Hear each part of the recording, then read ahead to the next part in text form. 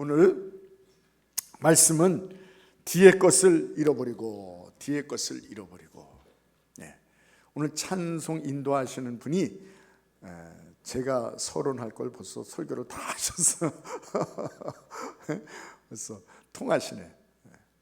저도요 2023년 제가 한번 일전에도 말씀드렸죠. 왜 이렇게 빨리 갔죠? 너무 빨리 가는 것 같아요. 인생, 이 시간이 무엇인가? 여러분 인생을 어떻게 생각하세요? 시간을 어떻게 생각하십니까? 좀 애만큼 살아도 오래 살았다고 해서 인생을 쉽게 답할 수 있지는 않아요. 살면 살수록 인생이 더 뭔지 모르겠고요, 힘들고 그래요. 대답하기 힘든 것입니다. 설교의 대가이신 우리나라에 아주 유명하신 목사님이 계세요. 그 목사님이요 40년 설교를 하고 목회를 하고 뭐라는지 아세요? 설교는 하면 할수록 더 힘듭니다. 그렇게 얘기했어요.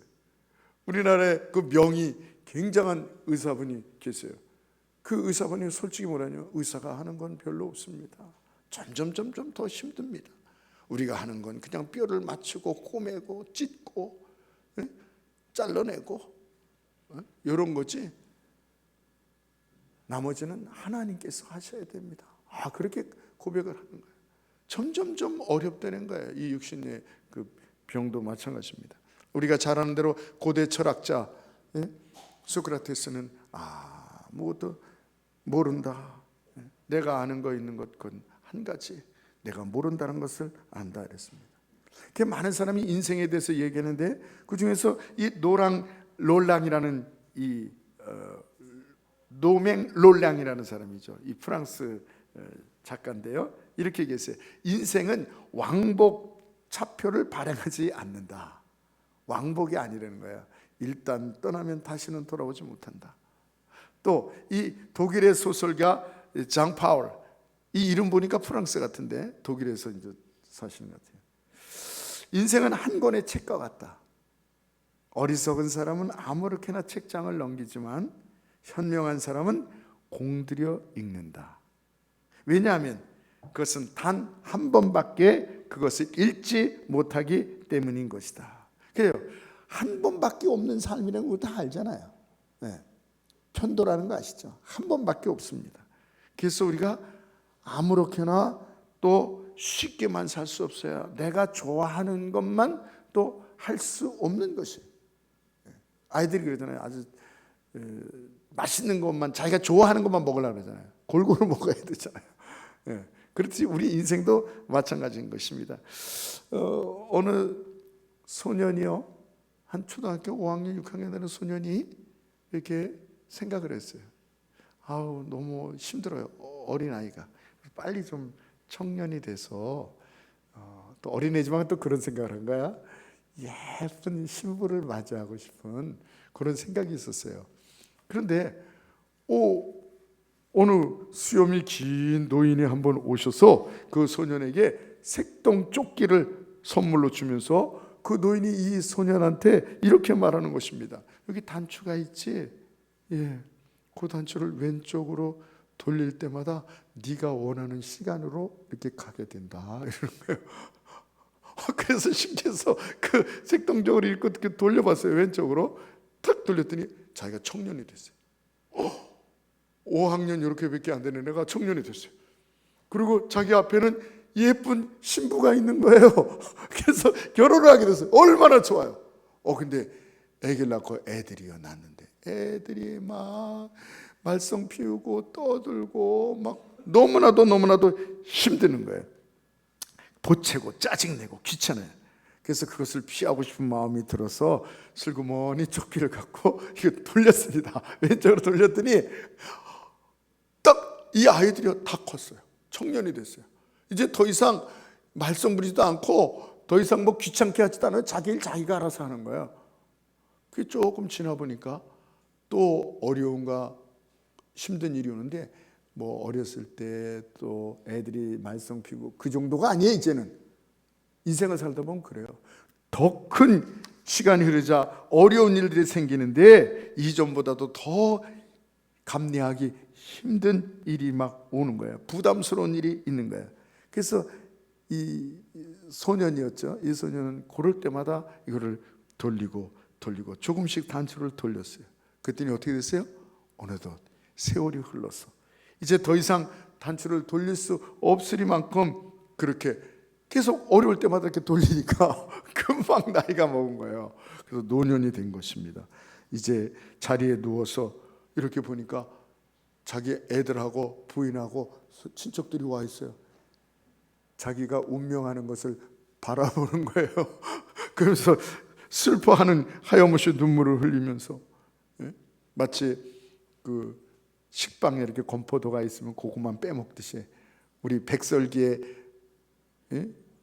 뭡니까 건포도도 넣으면 밤, 뭐 말린 그 호박 맛있더라고요. 그것만 이렇게 빼먹듯이 인생에 있어서도 마찬가지예요. 이렇게 자꾸 그러다 보니까 운명의 시간이 다가온 거예요. 그래서 그냥 어떡하나. 그래서 왼쪽으로만 돌리니까 시간이 갔잖아요. 그래서 이제 오른쪽으로 한번 돌려야 되겠다 해서 오른쪽으로 돌려도 잘 안 돌아가요. 그래서 딱 힘을 내서 딱 돌렸더니 부러졌어요, 단추가. 그래서 아이고 끝났구나 이러고 눈을 딱 보니까 뭐예요? 꿈이었어요. 꿈이었어요. 다행이죠? 예, 그렇습니다. 한 번밖에 없는 삶. 여기서 뭐를 얘기해 주는 거예요? 쉽게만 어려운 거 피하고 그냥 쉽게만 편안하게만 자기 좋은 대로만 편식하면서 이렇게 인생을 그렇게 살아서는 안 된다는 것입니다. 어떤 사람은 인생을 이래저래로 끝나는 엄숙한 이 시합이다. 그래서 인생은 연습하는 것이 없으며 매 순간마다 결승전이다. 이렇게 얘기하고 있어요. 그래서 우리가 오늘 이 마지막 시간 아닙니까? 네, 마지막 날 우리의 인생을 어떻게 살면 정말 잘 사는 것인가를 오늘 말씀을 통해서 오늘 사도 바울이 우리에게 주시는 말씀이 뭐냐면 뒤의 것을 잃어버려라는 거예요. 뒤의 것을. 그럼 뒤의 것 어떤 것을 잃어버리나? 여기 보니까 성경 보니까 우리가 죄진 것, 우리가 죄진 것 잃어버리는 거예요. 예수 그리스도의 십자가 보혈 앞에 우리가 회개하고 용서를 빌고 하나님 앞에 용서받은 건 더 이상 자꾸 그것을 생각해서는 안 된다는 것입니다. 예수님이 이 땅에 오신 것은 우리의 죄를 사러 오신 것이에요. 골로새서 3장, 골로새 2장 13절이죠. 2장 13절 한번 읽어보세요. 또 범죄와 육체의 무할례로 죽었던 너희를 하나님이 그와 함께 살리시고 우리의 모든 죄를 사하시고 우리를 거스르고 불리하게 하는 법조문으로 쓴 증서를 지우시고 제하여 버리사 십자가에 못 박으시고 통치자들과 권세들을 무력화하여 드러내어 구경거리로 삼으시고 십자가로 그들을 이기셨느니라. 네. 여기 보니까 대적의 의문에 쓴 증서를 도말하시고 그런데 이게 무슨 얘기냐면요. 돈을 빌려간 걸 치부책에다 이렇게 적잖아요. 얼마 빌려갔다고. 그걸 책을 찢어버려서 빚이 얼마 있는지 그걸 없앴다는 거예요. 그게 바로 도만했다. 지워버렸다. 파냈다. 그 증서를 없앴다. 이런 얘기인 것입니다. 네. 그래서 우리들이 다 뭐예요? 흠도 죄도 없으신 예수님께서 우리의 죄를 위하여 십자가에 돌아가셔서 저와 여러분의 죄를 다 씻으신 것을 믿으시기 바랍니다. 그래서 아까도 찬송 부를 때 찬송합시다. 찬송합니다. 내 죄를 씻으신 주 이름 찬송합시다. 우리가 하나님을 찬송하고 경배하는 게 뭐예요? 아무것도 씻을 수 없어요. 우리 죄는요 물 같은 것 갖고 씻을 수 없어요. 불로 태워지지도 않아요. 우리 죄는 어떤 세제로도 우리의 죄를 하얗게 만들 수가 없어요. 오직 흠없고 죄 없으신 예수 그리스도의 십자가 보혈만이 저와 여러분의 죄를 씻으신 것을 믿으시기 바랍니다. 그래서 그 죄를 씻으신 것을 찬양하며 감사하며 예배드리는 거예요. 아멘. 구약에 수많은 이 피를 흘렸어요. 짐승의 피를. 근데 그 사람들도 알았어요. 이 짐승의 피가 과연 나하고 무슨 상관이야. 이 짐승의 피를 잡는다고 내 죄가 없어지나? 그들도 안 되는 거 알았어요. 그런데 뭘 갖고 있냐? 언약의 피. 이 피를 우리가 지금 흘리지만 잡지만 이 피는 장차 오실 우리는 알지 못하지만 언약에서 오신 예수 그리스도의 십자가 보혈을 믿음으로 그래서 믿음으로 짐승의 피를 잡아서 한 사람들은 예수님의 십자가 보혈이 소급된 거예요. 이 영의 세계는 그럴 수 있거든요. 그래서 제사함을 받는 거예요. 할렐루야. 그렇습니다. 여러분 성경에 보면 정말 큰 죄진 사람도 많아요. 모세라는 사람은요 40세에 어떤 애국 일을 하다가 어떻게 쳤는데 힘이 좋으니까 쳤는데 죽었어요. 사람이. 어떻게 파묻어 놓고 도망갔잖아요. 미디안으로 도망갔어요. 근데 사람들이 그걸 다 알아요. 그래서 미디안으로 도망갔잖아요. 만약에 그 죄진 것을 말이에요 계속 갖고 있었다면 이 사람은 아무것도 못하는 거예요. 다윗도 마찬가지예요. 다윗도 엄청난 죄를 저질렀죠. 남편이 있는 여인을 왕이니까 불러가지고 말이에요 자기가 취한 거예요. 또 그 남편은 아주 충신이에요. 우리야 왕을 위해서 그걸 덮기 위해서 전쟁터에서 와가지고 휴가증을 줘가지고요 집에 가서 자기 했어요. 왜? 자기가 한 것을 그 임신시킨 것을 잃어버리고 남편의 아이처럼 이렇게 하려고 전쟁 나가는데 어떻게 합니까? 데리고 와서 자기 한 거예요. 근데도 이 사람은 아무것도 모르고 왕이요. 내 병사들이 장군인데 내 병사들이 지금 저기 추운데 배고픈 가운데 목숨이 이태로운 가운데 전쟁을 하고 내가 어떻게 편안히 집에서 자리요? 그럴 수는 없습니다. 왕의 마음도 모르고 그랬어요. 그게 안 되겠다. 이래가지고 이 요압 군대 사령관한테 보내가지고 깊숙이 전쟁터로 데리고 가라 이 우리아를. 그리고 너희들은 싹 빠져나오라. 참 다윗도요 참 좋은 사람이 나쁠 때는 이렇게 또 나빠요. 그래서 죽었어요. 이런 죄를 저질렀는데 회개했죠. 다윗 와서 말할 수 없는. 그래서 칼이 네 집을 떠나지 아니하리라. 그래서 다윗이 어려움을 엄청 당합니다. 죄를 다 하려면 죽어야 되는데 하나님께서는 죄악을 다 갚지 않으시고 그래서 회개 정말 자기의 그 시편 51편이 다윗이 그 죄를 회개한 그 시지 않습니까? 침상이 젖도록 회개를 하는 거야. 침상이 젖도록 그렇게 회개해서 하나님께 용서를 받아요. 그 다음에 그 생각을 안 하는 거예요. 만약에 다윗이 그 생각을 계속했다면 하나님의 일을 할 수가 없죠.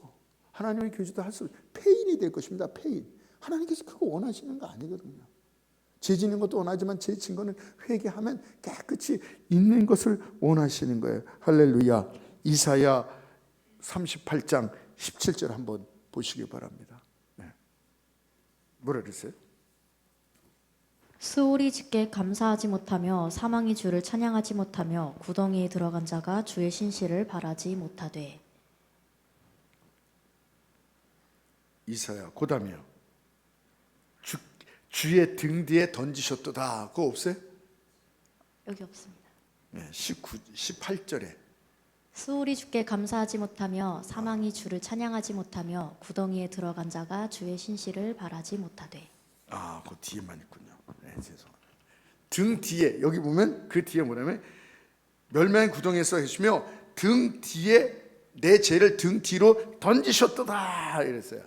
이 말은 이 히스기야 왕이 쓴 것을 얘기하는 것인데요. 히스기야가 병들어서 죽게 되는데 기도하니까 하나님께서 병을 고쳐주셨는데 히스기야는 자기 병을 고쳐준 것보다도 더 감사하는 건 뭐냐면 하나님께서 나의 죄를 등 뒤로 던져주셨다. 병을 고쳐준 것보다 자기 죄를 씻어주신 것에서 더 감사해서 등 뒤로 내버리셨다. 처리하셨다. 없애버리셨다. 하나님께서 우리가 회개한 죄는 그래서 회개가 중요한 거야. 등 뒤로 버리셔서 하나님께서 안 보시고 없어버리게 하시고 하나님께서 다 완전하게 처리하신 것을 믿으시기 바랍니다. 시편 기자도 시편 103편 12절 한번 보세요. 동이 서에서 먼 것 같이 우리의 죄가를 우리에서 멀리 옮기셨으며. 동과 서가 얼마나 먼지 아시죠? 맞닿을 수가 없어요. 그렇게 멀기 때문에 찾을 수가 없다는 것입니다. 그리고 우리의 과거의 이 죄로 인해서 더 이상 회개하고 더 이상 기억하지 마라. 그 죄에 얽매여 살지 마라. 아파하지 말라. 죄의식에 눌려 살지 마라. 어떤 사람은요, 기독교 정신이 아니에요. 그 뭐냐, 회개는 안 하고 죄의식에 사로잡혀요. 이건 완전히 반대로 사는 거죠. 철저하게 회개해야 됩니다. 하나님 앞에 철저하게 회개해야 돼요. 그리고 사람한테, 그 잘못한 사람한테 할 수 있으면 하지만 그 사람이 죽거나 이러면 할 수 없죠. 그러나 그 사람한테 할 수 있으면 그 사람한테까지 가서도 하는 거예요. 네, 진심으로. 죄의식에 눌려 있으면 안 돼요. 회개하고 돌아서고. 죄의식에 눌려 사는 건 하나님께서도 원치 않는 것입니다. 그렇다고 죄를 우습게 보는 것은 아닙니다. 회개하죠. 회개하지 않으면, 새벽에 말씀드렸어요. 회개하지 않으면 사탄의 노예가 돼요. 금요일 날도 말씀드렸죠. 사탄이 오래는 대로 가야 돼요. 노예가 돼요. 그리고 흐려져서 하늘나라, 하나님의 말씀, 은혜의 세계, 축복의 세계, 이런 걸 알지가 못해요. 알 수가 없어요. 하나님의 사랑도 알 수가 없어요. 흐릿하게 보이는 거예요. 이게 믿음이 안 들어가는 거예요. 죄가 있으면. 죄가 있으면요, 하나님의 축복을 받을 수가 없어요. 하나님의 말씀을 밝히 봐야 되는데 하나님의 말씀을 믿는 대로 역사가 일어나거든요. 축복도 치유받는 것도 죄가 있으면요, 안 믿어져요. 그 말씀이 안 믿어져요. 여러분, 혹시 성경 말씀이 밝히 안 믿어지걸랑, 내가 죄를 회개하지 않았구나, 하나님 앞에 철저하게 회개했어요. 하나님의 말씀이냐? 아멘! 아멘! 믿어지면요, 역사가 일어나요. 내 믿음대로 될지어다 이랬거든요. 아멘? 바로 그래서 죄를 회개해야 되는 거예요.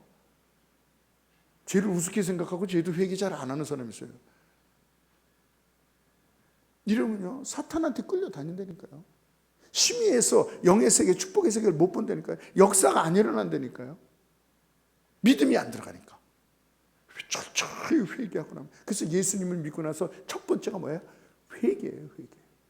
그래서 회개가 있으면 하나님이 밝히 보이는 거예요. 하나님 말씀이 아멘으로 되는 거예요. 막 역사가 일어나는 거예요. 역사가 일어나요. 왜 역사가 아니라요? 하나님이 안 계세요? 구약에 계신, 신약에 계신 하나님이 지금은 안 살아 계세요? 그럴 수가 없죠. 근데 왜 역사가 안 일어나요? 회개하지 않아서, 그 말씀이 믿어지지 않는 거예요. 그리고 회개한 것은 용서한 줄로 믿어야 돼요. 예. 하나님이 잊으셨니? 나도 잊어야 돼요. 하나님이 잊으셨으니 나도 잊어야 돼요. 저희 할머니가 늘, 제가 목회자 돼서도, 목사님, 할머니가, 내 죄가 있어요. 무슨 죄예요? 6.25 때 피난하다가 돼지를 잡으셨대. 돼지를. 그게 아주 늘 해마다 그 얘기를 하세요. 할머니, 이제 예수 믿고 구원 받으셨죠? 예. 근데 죄가 있어서. 뭔데요? 6.25 때 돼지를 잡은 거. 그게 늘 있어요. 용서를 해줬다는데 그걸 다음에는 또 그것 때문에. 그래서 제가, 할머니, 아버지가 자랄 때 잘못하고도 말썽 피운 것도 있죠. 근데 잘못했다고 할머니한테 그런 적 있죠. 그럼 용서하시죠? 그럼 용서하지. 근데 아버지가 또 다음날 와서, 엄마 용서해줘, 내가 얼마나 잘못했나. 그래, 용서했어. 다음에도 또 그러고 다음에도 또 그러고. 할머니가 어떻게 할 거야? 아니, 미쳤니? 너 왜 그러니? 야단치죠? 마찬가지입니다. 하나님도 할머니가 자꾸 잘못되고 용서했는데 또 와서 용서해, 또 와서. 그럼 미쳤니? 너 왜 그러니? 이럴 것입니다. 그랬더니 할머니가 그때 갑자기, 그래서 그다음부터 안 그러시더라고요. 하나님께서 이 용서한 것을 또한 믿으셔야 됩니다. 또한 여러분, 죄도 우리가 회개한 건 잊어야 되지만, 또 내가 실수한 거, 이 허물, 그런 것이 있어요. 사람은 누구나 다 실수합니다. 실수하지 않은 사람은 없어요. 그러나 우리가 사람이 실수하는 걸 알고 하나님께서 용서하시는 거예요. 여러분, 옛날에 연필을 이렇게 보면 연필 끝에 뭐가 있어요? 지우개가 있어요. 고무가 있어요. 그건 뭐예요? 그건 뭘 얘기하는 거예요? 연필을 사용할 동안 실수할 수 있다는 것입니다. 그래서 지우개를 거기다 해놓은 거예요. 자꾸 과거의 실수에 그걸 회상하고 기억하고 끄집어내고 아파하고 이런 사람이 있어요. 예수님께서 뭐예요? 우리 죄뿐만 아니라 허물도 다 가져가신 것을 믿으시기 바랍니다. 그래서 허물, 실수 여기서 눌리면 안 돼. 내가 눌린 자에게 자유를, 평생 여기에 눌려 있는 사람이 있어요. 에베소서 2장 1절 한번 읽어보세요. 그는 허물과 죄로 죽었던 허물과, 너희를 예. 살리셨도다. 네. 또 5절. 허물로 죽은 우리를 그리스도와 함께 살리셨고 얼마나 감사해요. 네. 너희는 은혜로 구원을 받은 것이라. 죄뿐만 아니라 죄가 아니더라도 우리가 실수한 거 있어요. 우리가 허물이 있습니다. 이런 것도 주님께서 다 십자가에서 용서하신 것을 믿으시기 바랍니다. 아멘. 도저히 우리가 잊지 못하는 어떤 여자분이요, 남편하고 막 싸웠어요. 싸워서 남편도 막 대들고 여자분도 대들고 막 이랬어요. 하지 말아야 될 얘기를 했어요. 그냥 다시는 들어오지 말라고 막 그냥 이렇게 얘기했어요. 그게 다시는 들어오지 말라는 게 뭐예요? 죽으라는 거죠. 나가서. 남편도 화가 나서요. 출근하다가 운전하다가 그만 그냥 어떻게 돼서 사고가 나서 죽었어요. 그 다음부터요, 이 여자가 죄책감이 드는 거예요.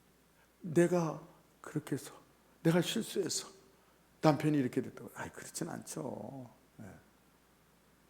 그래가지고 이걸 14년 동안 갖고 나가두지도 않고 폐인이 돼버린 거예요. 그래서 어떤 사람한테 전도받아서 교회를 나갔어요. 왜 그런가 했더니 이 얘기를 하는 거예요. 14년 전에 자기가 한 얘기, 자기가 남편을 죽였다 이게.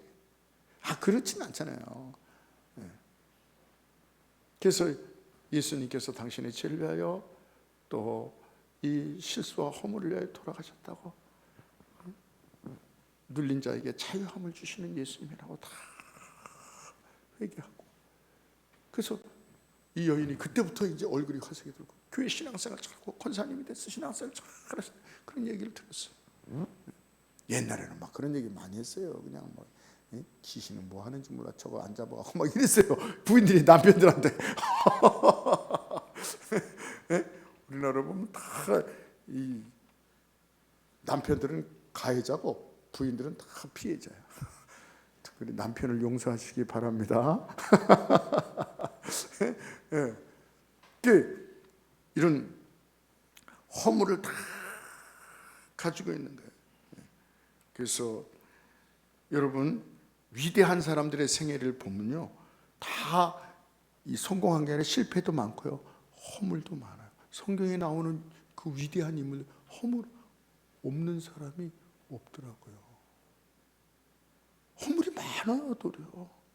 근데 그래서 전화위복해서 도리어 더 겸손하고 과거의 실수를 더 겸손하게, 여러분, 감사하고 겸손하고 감사하고 눌리고 의기소침하고 거기에 움츠러들면 안 되는 것입니다. 그러면 그 과거 때문에 미래를 망치는 거예요. 이게 안 되는 거예요. 그러나 잘못한 것, 실수에 대해서 뻔뻔하다는 것은 아닙니다. 그래서 늘 뭐예요? 늘 겸손과 용서의 덕목을 가지라고 성경은 얘기해요. 왜? 우리도 잘못했어요. 내 자신도 잘못했거든요. 우리는 피해자도 될 수 있지만 가해자도 될 수 있다는 걸 꼭 명심하시기 바랍니다. 꼭 명심하셔야 돼요. 나는 피해 많이 봤어. 그런 사람은 없어요. 가해자도, 전 나쁜 사람 가해자, 그 사람도 피해자예요. 다 그렇습니다. 그래서 늘 겸손하고 용서하는 덕목을 갖고 있어야 돼요. 뿐만 아니라 또 한 가지는 뭐냐면, 뭘 잊어야 되냐면, 죄를 잊고 나의 실수와 허물을 잊어야 되지만 또 한 가지는 뭐냐면 억울한 거. 요건 참 잊기가 힘들어요. 내가 억울한 일 당한 거, 피해 입은 거, 이거. 지금까지는 내가 가해했던 거라면, 죄를 짓거나 무슨 내가 허물이 있거나 이런 거예요. 이번에 거는 이제 피해자의 입장이죠. 억울한 일을 당한 거예요. 우리가 살다 보면 억울한 일, 분한 일 당할 때가 종종 있습니다. 왜 나한테 이런 일이? 내가 이렇게 착하게 살았는데, 내가 잘 살았는데 왜 나에게 이런 일이 있는가? 여러분, 그런 일을 당한 성경의 대표적인 인물이 누구죠? 정말 억울하고 답답한 일 많습니다. 그런 사람들 많습니다. 근데 대표적인 건 요셉이라는 사람이에요. 요셉이라는 사람은요, 정말 뭐 다 얘기하면 기니까 11번째로 태어났어요. 그때는 야곱의 아들인데, 야곱이 옛날엔 그랬어요. 부인이 넷이었어요. 그래서 가장 사랑하는 이 라헬의 11번째 아들로 태어났어요. 그러니까 그 라헬은 첫 번째 난 거죠.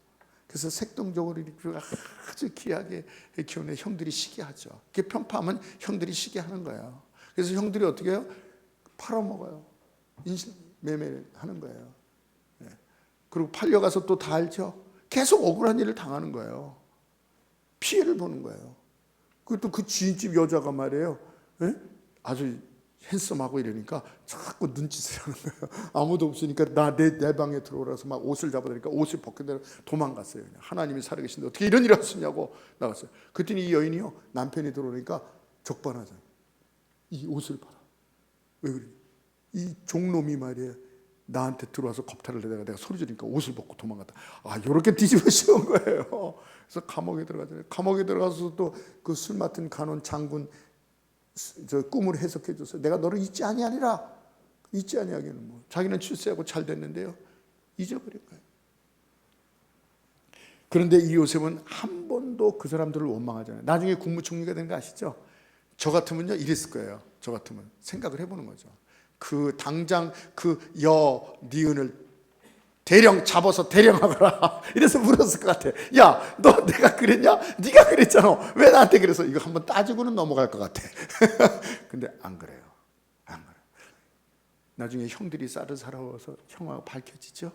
그때 형들이 무서우니까 자기들이 그래요. 아버지가 하지도 않는 얘기. 아버지가 유언을 했어. 돌아가신 나중에 돌아가실 때 형들을 용서하라고 하지도 않은 얘기를 자기 수준에서 하는 거야. 그러니까 요셉이 뭐라 그래요? 내가 하나님의 간데 원수를 갚겠습니까? 하나님께서 당신이 우리를 팔았으나 하나님께서 받고 선을 이뤄서 이런 놀라운 일을, 와, 존경이 되는 거야. 이제 형들의 마음을 정말 다 사는 거야. 하나님도 귀하게 여기고, 자기도 만약에 원수를 갖고 있려면요 늘 마음에 이게 있으면 불안하거든요. 행복치 하지 못하거든요. 그런데 이 요셉이 이렇게 살았습니다. 그래서 정말 다 용서하고, 그래서 하나님께서 다 이렇게 해주셨습니다. 여러분, 우리가 과거를 용서하지 않으면요 미래가 결코 밝지를 못해요. 미래를 위해서도 과거를 용서하라 이겁니다. 그리고 원수 갚는 것이 누구에게 있다고요? 하나님께 있다 그랬어요. 로마서 12장에서 이 말씀도 한번 다뤘죠. 아무도 악을 악으로 갚지 말고, 아멘. 우리에게 악한 일하고 우리에게 막 아주 나쁘게 모함시키고 막 손해 입히고 막 이런 사람 보면 언제라도 막 원수를 갚고 싶은 마음이 있잖아요. 그 손해라는 거예요. 왜냐하면 악을 악으로 갚지 마라. 그리고 악한 자가 먹을 것이 없으면 먹을 걸 주고, 위해서 그를 위해서 기도해 주라 도리어. 그러면 하나님께서 갚겠다. 하나님께서 갚아주세요. 그가 회개하거나 아니면 하나님께서 갚아준 더 엄격하게 갚으신다는 거예요. 숯불을 그 위에다 넣는 것 같다 그랬어요. 그러면 하나님 앞에 내가 원수를 갚지 않고 도리어 기도해주면 하나님 앞에 내가 성숙되고 사람들한테 내가 인정받고, 그리고 하나님도 더 상을 주신다 그랬어요. 이 요셉 정말. 또 여러분, 우리가 잊어야 될 것은 뭐냐면 이 선행을 잊지 마라. 선행을 잊어야 된다 그랬어요. 무엇을 잊지 마요? 선행을 잊어야 된다 그랬어요. 선행을 잃어버려라. 과거에 한 일 때문에 내가 우쭐대고 이런 또 사람이 있습니다. 그래서 무조건 뒤에 것을 잊어버려라. 골라서 잊어버리면 안 돼요. 내가 실수한 것, 내가 불리한 거면 다 잃어버리고 선택적 기억을 가지시면 안 돼요. 그거는 싹 버리고 내가 잘한 것은 채로 걸러가지고 다 남아. 그래서 자기는 잘한 것만 있어. 이것 또한 안 되는 것이다. 모두 잊어야 됩니다. 어제 잘했던 일도 잊고 내일 향해 나가야 되는 것입니다. 그래서 이 마태복음에 보면요, 뭐라 하냐면 왼손이 한 거 오른손이 모르도록 하라 이랬어요. 이게 무슨 얘기예요?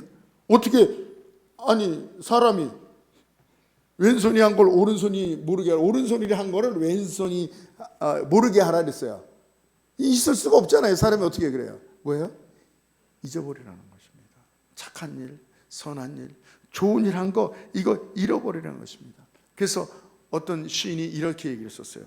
고상한 행동을 하고 나서, 고상한 행동, 착한 일, 좋은 일, 남을 도운 일, 희생의 일, 이런 칭찬받을 만한 일을 하고 나서, 고상한 행동을 하고 나서 그것을 하루 종일 꿈꾸지 마라. 그것을 하루 종일 생각하며 기분 좋아하지 마라 하는 것입니다. 잠깐 하더라도 그걸 잊어버리지 그 다음에 또 그걸 아주 레파토리처럼 만나는 사람마다 내가 이랬어 내가 이랬어 이러지 말라는 것이죠. 어떻게 해요? 고상한 행동을 하고 나서 그것을 하루 종일 꿈꾸지 마라, 잃어버려라 하는 것입니다. 여러분 뭐 위인들이 잘못한 것도 있지만 잘한 것도 있어요. 모세가 홍해를 갈랐단 말이에요. 이 대단한 일이죠. 여러분 어떤 위대한 일을 하셨습니까? 모세가 홍해를 갈랐단 말이에요. 그런데 한 번도 모세는 뭐라 그래요?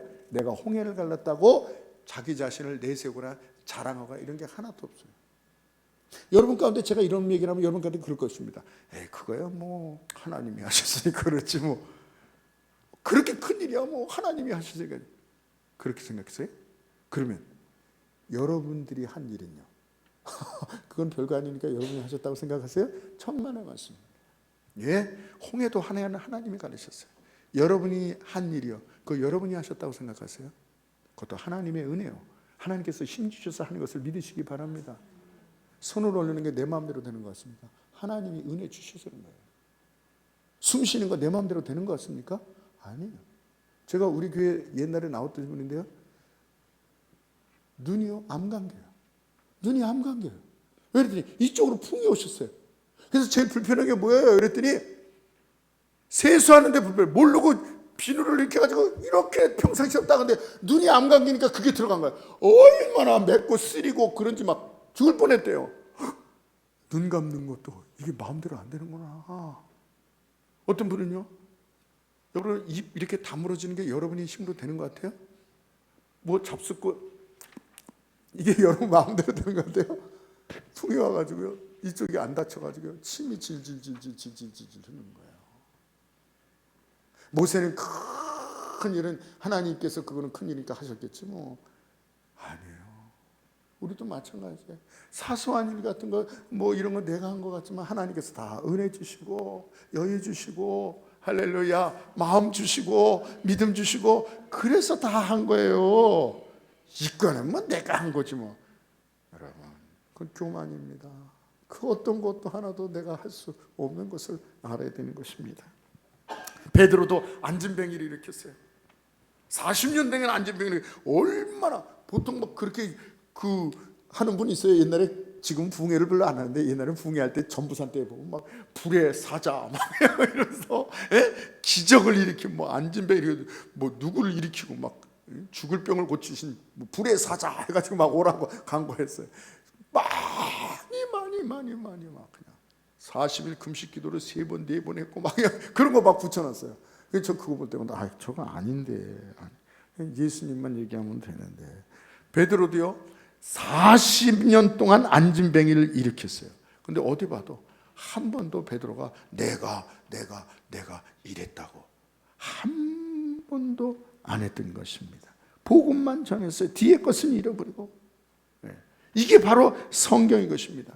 여러분 슬픈 일을 잊지 않으면요 슬프게 살 수밖에 없고요, 아픈 것을 잊지 않으면 아프게 살 수밖에 없고요, 억울한 일을 잊지 않으면 억울하게 살 수밖에 없어요. 쓰라린 일을 잊지 않으면요 쓰라린 힘을 받으면서 살 수밖에 없어요. 서운한 일 잊지 않으면 서운한 것 때문에 마음이 늘 아플 수밖에 없어요. 더 중요한 것은 잘한 것도 잊어야 돼요. 잘하신 거 있으십니까? 그것도 함께 잊으시기 바랍니다. 잘한 걸 잊지 못하는 사람은요, 이런 사람은 못난 사람이요, 실패의 사람이에요. 어떤 기자가 성공한 사람을 찾아서 사장님 성공하셨네요. 성공의 비결이 무엇입니까? 성공의 비결. 이 사람이 아주 난색을 하시면서 나한테 성공했다 하지 마라. 나한테 성공한 자로 말하지 마라. 성공한 사람은요, 지금 혹은 과거잖아요. 네. 그 성공에 사로잡혀 사는 못난 사람이라는 것입니다. 나는 지금도 도전하고 있다. 나는 내일도 도전할 것이다. 난 끝까지 앞을 보고 도전하며 살 것이다. 저는 그 이름은 까먹었어요. 누군지 까먹었어요. 그러나 그 오래됐지만 그 사람의 그 말은 기억하고 있어요. 참 멋있는 사람이다. 성공했어요? 과거잖아요. 그걸 계속 우려먹을 거예요? 못난 사람입니다. 현재가 중요한 거거든요. 그걸 울고 먹어요? 나는 지금도 일하고 있다. 나는 지금도 도전하고 있다. 실패를 두려워하지 않고. 마지막으로 오늘 본문입니다. 12절 한번 들어보세요.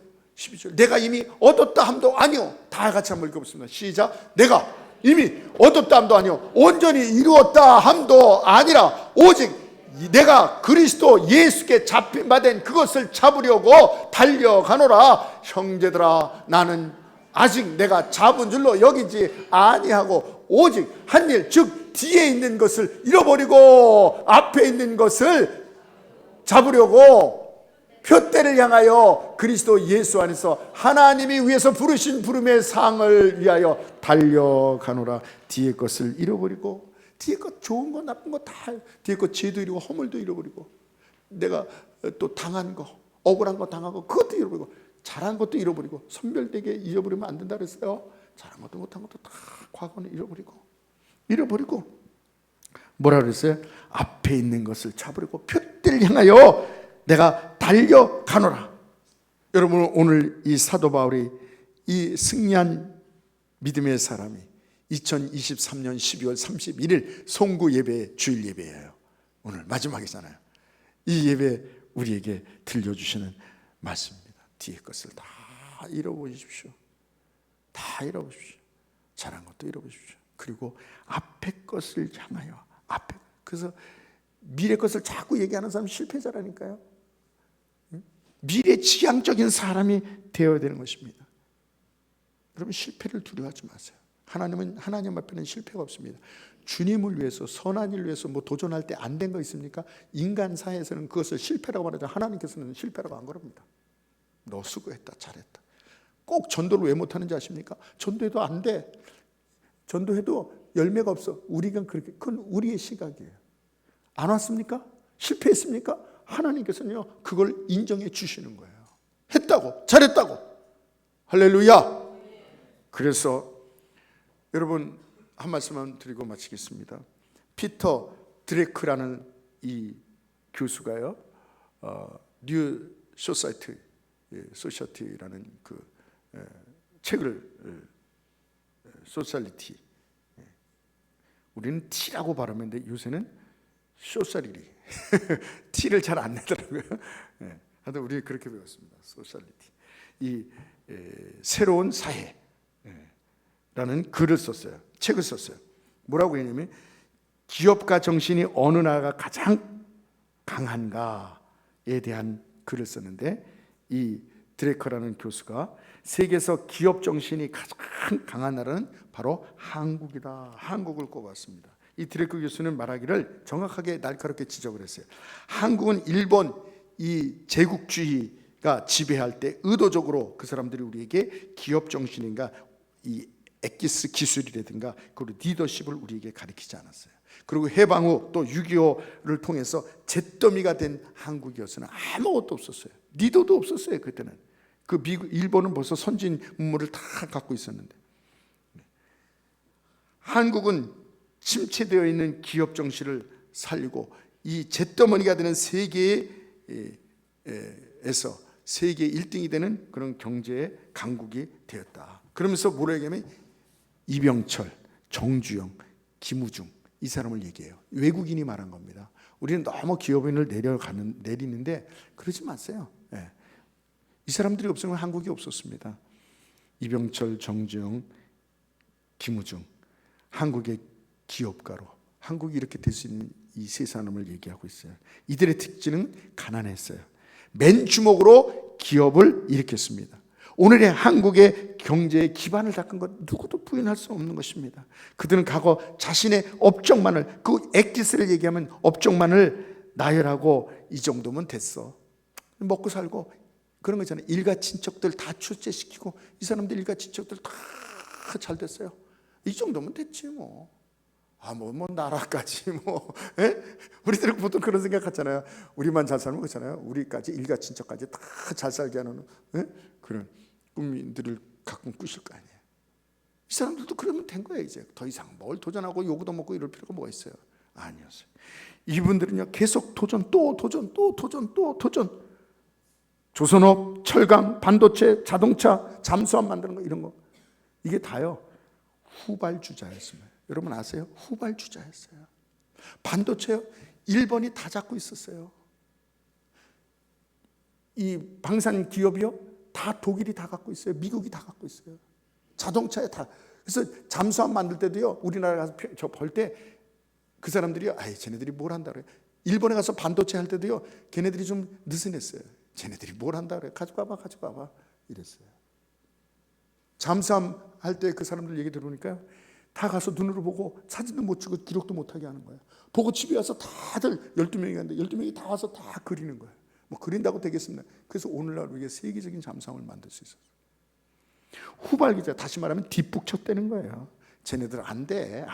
무슨 늦게 조선업을 해. 철강 말도 안 되는 소리 하고 있네. 반도체 그 아무나 하는 줄 알아? 일본 사람이 그랬어요. 반도체 주면서 한국이 반도체 성공하면 내 손에 장을 짓는다 그랬어요. 실제로 안 된다 그랬어요. 자동차 말도 안 돼요. 니아까나 만들지 자동차를 만드냐 그랬어요. 그러나 그들은 안주하지 않았어요. 앞에 것을 해서 도전했습니다. 그래서 초인류 기업을 만들고 초인류 국가를 만들었다고 거기서 얘기하고 있어요. 우리나라만 몰라. 초인류 국가인지 초인류 기업인지. 지금 우리나라가 이런 것들이 얼마나 조선업, 중국이 많이 따라오지만 숫자들은 많지만 거기는 아주 질이 얕은 거 조그만 것만. 우리는 하나를 만들면 몇 조 원짜리를 만들어요. 아무도 넘보지 못하는 그런 냉각하는 그런 것을 만들어서 말이에요. 아무도 못 만들어요. 여러분 바울의 말을 다시 한번 새기면서 내가 이미 얻었다 하면 더 잡아. 그 사람은 너무나도 많은 일을 한 사람이에요. 근데 제가 요번에 대구 갔을 때 17일 날 대구 갔을 때 거기 항일구 목사님이라고 부흥사고 우리나라에 떠오르는 별인데요. 교회를 4개씩이나 막 이렇게 해가지고 엄청나게 이분이요 그날 그 얘기 같은 사람도 얘기 들어요. 이분이 재밌는 게 이름이 항일구예요. 그래서 형이 있는데 영구예요. 영구, 일구, 그리고 2구, 3구, 4구 이렇게 나가나 봐. 이름이 옛날엔 그랬어. 1순위, 2순위, 3순위 뭐 이랬듯이 그 형제가 그래요. 1구, 2구, 3구 이렇게 나가. 몇 구까지 나가는지 모르는데 그분이 그러더라고요. 하나님께서 자기의 마음속에 마음을 주시더라는 거예요. 그래서 들은 사람이 있죠. 가서 뭐래요? 뒤에 것을 다 잃어버려라. 이분이 많은 것을 하는데 다 잃어버려라. 그래서 나는 아무것도 한 게 없습니다. 나는 아무것도 없습니다. 그래서 지금부터 이제 앞으로 달려가야 됩니다. 저는 굉장히 충격을 받았어요. 저렇게 열심히 하고 저렇게 성공하고 저렇게 잘된 사람도 나는 아무것도 한 게 없다고. 나 지금부터 달려가야 된다고. 없으니까, 해놓은 게 없으니까, 잘한 게 없으니까 지금부터 해야겠다고 그런 말. 그래서 어떤 의미에서 이 설교 제목을 그때 착 받아가지고 말이에요. 그렇구나. 아무것도 뒤에 것을 다 잃어버리고 앞에 것을 달려가서 저와 여러분이 되시길 주님으로 축원합니다. 오늘 말씀을 생각하면서 나오시기 바랍니다. 말씀 생각하면서 하나님 그렇습니다. 죄도 있고 허물도 있고 내가 억울한 일도 있고 잘한 것도 있고 다 잃어버리고 이제는 앞에 것을 위해서 달려나가서는 실패를 두려워하지 말고 조그만 거라도 하나 도전해서 나가는 자들에게 하여 주시옵소서. 말씀을 생각하면서 한번 1분간만 기도하겠습니다. 주여 아버지 하나님 오늘